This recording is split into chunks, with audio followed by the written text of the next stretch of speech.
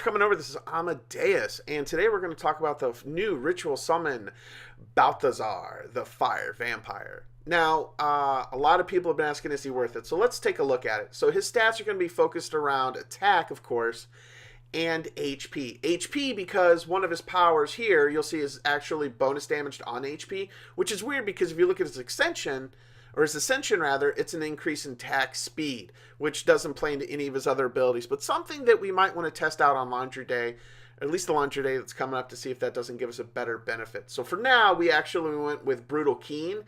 A lot of focus had to be dumped into crit rate because he ascended not into crit rate but into attack speed, and then his main stats are going to be attack, crit damage, and attack. And you'll see here we tried to focus some of that bonus HP into those over crit rate because we were pretty good at crit rate by that point, although optimally I like to get him to about 85% crit rate, but we'll have to see how that goes. Now from a skill standpoint, that's a whole nother kettle of fish.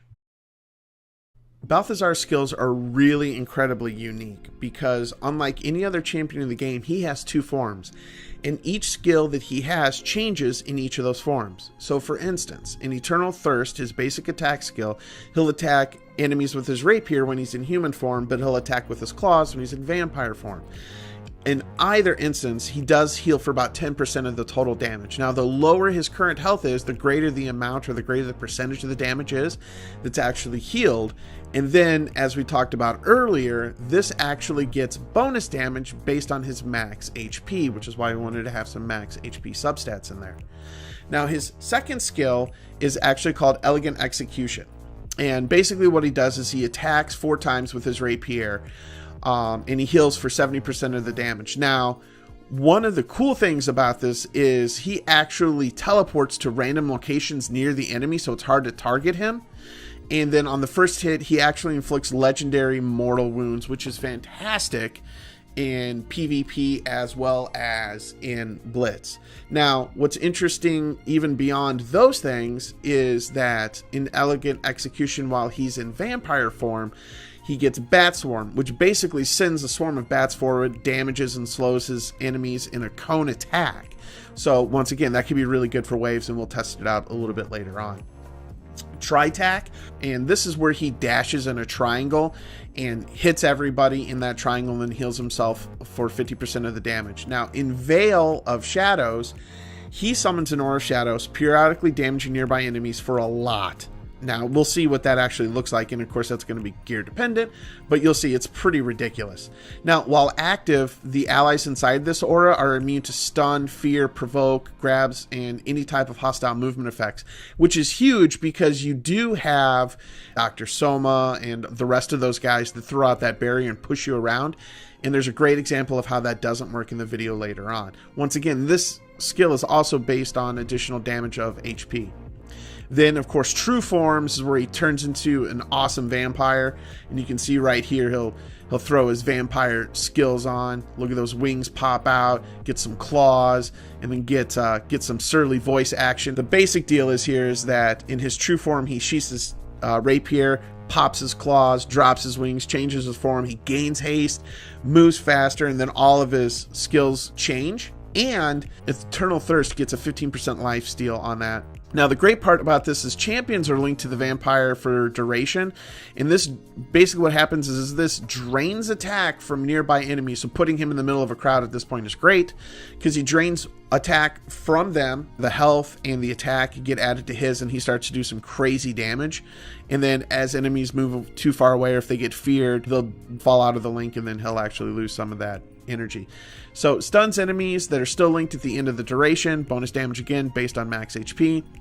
Enemies drained, here it is. Enemies drained by multiple vampires will only have their attack reduced once. This reduction is based on the target's attack, and the increase is based on the caster's attack. So once again, this is all about making sure you have high attack, high HP, and that whoever you're targeting is going to affect your attack drain. So doing it on bosses is obviously more impactful than doing it on wave clears.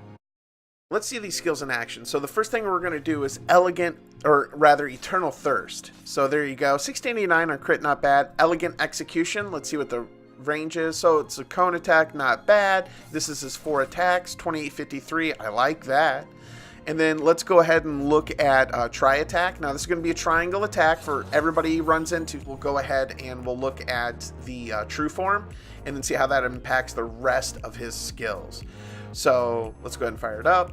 Boom, boom, boom. All right, here we go. So first attack just killed it. So that's fine because the rest of them are better used on multiple people. So on this next one, see the area of effect on that one. So everybody in here is getting hit. So this is actually really nice. These are auto attacks just because they were in range of the true form, or rather, I'm sorry, the elegant execution ability. But to really show off some of the other benefits of that, we need to switch over here to Elder Drake. Now in the ED10 or Elder Drake 10 team, one of the big things we want to focus on is the impact of the Fire Vampire Baltasar on Dr. Axon. And Dr. Axon is the Fire Scion, and he has the ability right here of Barrier. See how it went right through us, nobody got pushed back, the attack wasn't delayed, immediately sped up the run because he didn't push people off. That's a great skill, and it's huge in Blitz. And it can be really, really helpful to clear out Blitz. Now, I don't think that makes the Fire Vampire the priority for Blitz, to be honest with you, because I think that Kai Winji, the Water Diva, is a better first build, but that's a personal preference, I think.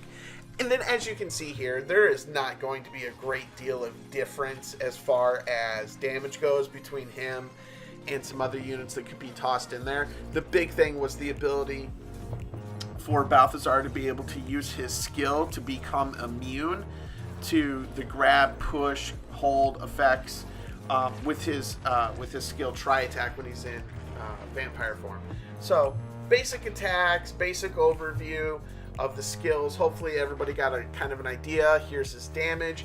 Not super impressive. Much better in arena, in all honesty, because of the versatility he has in arena. So I think he's a great PvP champion. But overall, I think he is worth building. I don't think, though, in all honesty, he's a good early game champion. I think he's much better placed as a mid to late game champion. And I think that's really where I'm going to have to stick with that. So even when we pull him up in Champions, or in the current event content here, King of Fighters, I want you to see the Tri-Attacks and how much help that is versus the Blade Master who actually gets stuck, right? So the Blade Master, when she uses her ultimate, Aaliyah, when she uses her ultimate, she's stuck in that corner if there's nobody in range. But Baltasar is moving around constantly, teleporting, dashing, and that is just incredibly helpful, with the added benefit of one of his skills, the Tri-Attack, actually becomes an AoE attack. And, you know, obviously sucking off attack power and boosting himself up and all the vampiric healing benefits make him very viable for a lot of the late stage content.